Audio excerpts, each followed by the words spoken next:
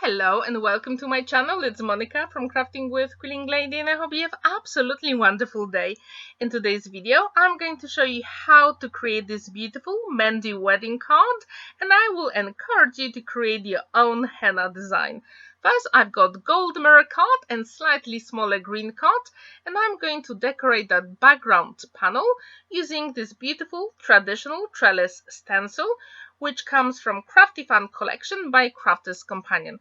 I'm going to use low-tack tape to put it on my glass mat, so I will make sure nothing moves when I apply this beautiful metallic gilding polish in hay bale color. And to apply it, I'm going to use a spatula.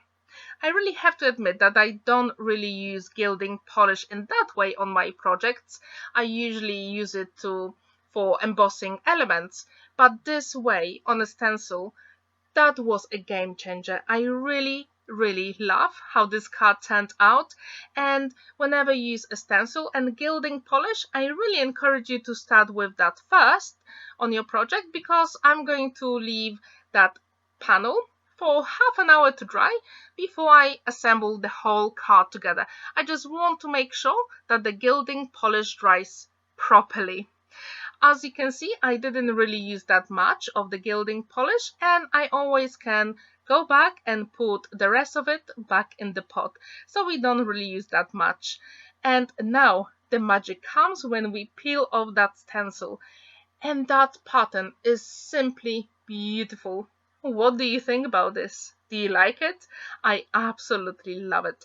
Now I've got white Nina card and I've got tracing paper where I drew two hands. You can take a screenshot of these hands if you want, or you can find an image on the internet.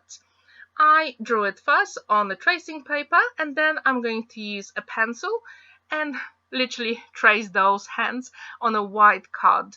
And just to make sure that the tracing paper and my card don't move, I use low-tack tape at the top of my card, and that way you will always make sure nothing moves and you will save that time.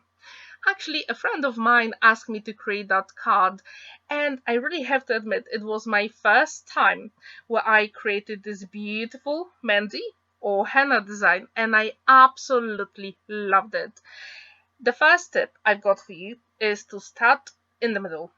Just start your design whatever you want to create, but start in the middle and then use symmetry to mimic the shapes, and that was so much fun. I absolutely love it.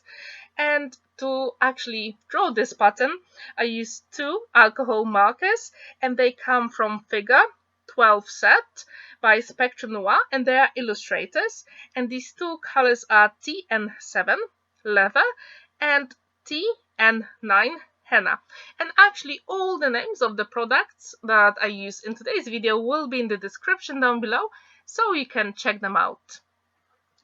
Have you ever created a henna design? If you have, how did you do it? Did you do it on a paper, or did you do it on someone's hand? Please let me know in the comments down below. And also, because that was my very first design, I absolutely enjoyed it. I wonder if you have any tips for creating your own Mehndi patterns. If you do, please let me know in the comments down below. I will really appreciate it. As I said, I really enjoyed designing this pattern, and I will definitely go back to it and create it again. Probably a little bit different pattern, but I'm not sure if it's going to be on a card or maybe mixed media project. Or, you know, October is coming, so there'll be some henna designs for Diwali, and maybe I'll just get some henna and create a pattern on my hand. I'm not really sure at the moment, but that was so much fun to create. And actually, a friend of mine asked me to hide the names of the bride and groom in the design here. So I wonder if you can spot the names here. If you do, let me know in the comments down below where they are.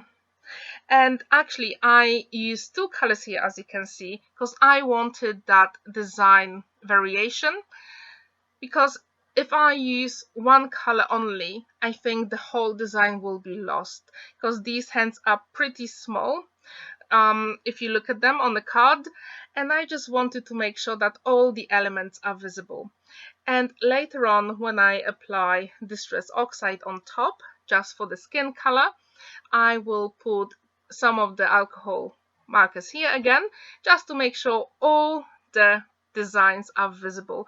And I really encourage you to do the same, because sometimes it is really good to go back and do something again.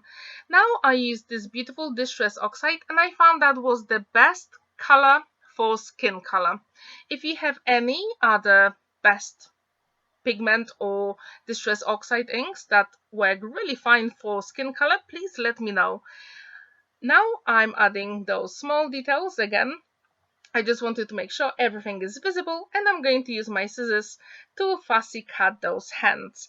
Now I'm going to create that panel, and we're going to have a sentiment here. I actually didn't have the cutting dice for the sentiment, so I used this beautiful alphabet set from Tonic Studio, and I die cut individual letters with the same gold mirror card that I used for the back panel. And to adhere it, as you can see, I line it on my glass mat. I'm using glow tack tape and a little bit of liquid glue, and then I'm going to adhere it on my panel. In the top right corner, you can also check my other video where I created interlocking gatefold mandala card. And going back to this project, I really hope this video will encourage you to create your own henna design, because it is so much fun. I just can't stress it enough. So much fun, so relaxing, and you'll be so happy with the result. Have you ever created a wedding card for a friend? Please let me know in the comments down below. So now our sentiment is here with the gold mirror cut, and I thought it was a little bit too big, so I'm actually going to use my scissors and get rid of some of the card because we didn't need it. And all the names of the products I use in the video will be in the description down below, so you can check them out. And also please like this video, give it a thumbs up, and subscribe to my channel if you haven't already, because I will have more really interesting and unique videos in the future. To add even more variation and interest, I decided to use a metallic pen to do some hearts and the initials of the bride and groom, and a little bit of pattern that goes really well with the Mehndi design on the hands. And what do you think about that combination? I don't really use that much green, gold and brown together, so that was completely new for me, but I loved it so much. And now it is that time to put all those elements together, so I'm going to peel off the double-sided tape with a pokey tool just to make it easier for myself, and then as usual my one and only liquid glue, magic glue, because that way I will make sure everything stays in place forever. Now, when you create that card, I really encourage you, as I said before, create that background panel first and then use all those other elements later on. And for this card, I use 6 by 6 inches card base, and I think it is perfect size for wedding cards. What do you think? Do you use different card sizes for wedding cards? What's your preference? I just wanted to make sure that my hands fit with the sentiment. So first I attached the sentiment and then adhered the hands with my liquid glue on top. So they literally go slightly a bit on the sentiment. That's absolutely fine. And our card is done. What do you think about this? Please let me know.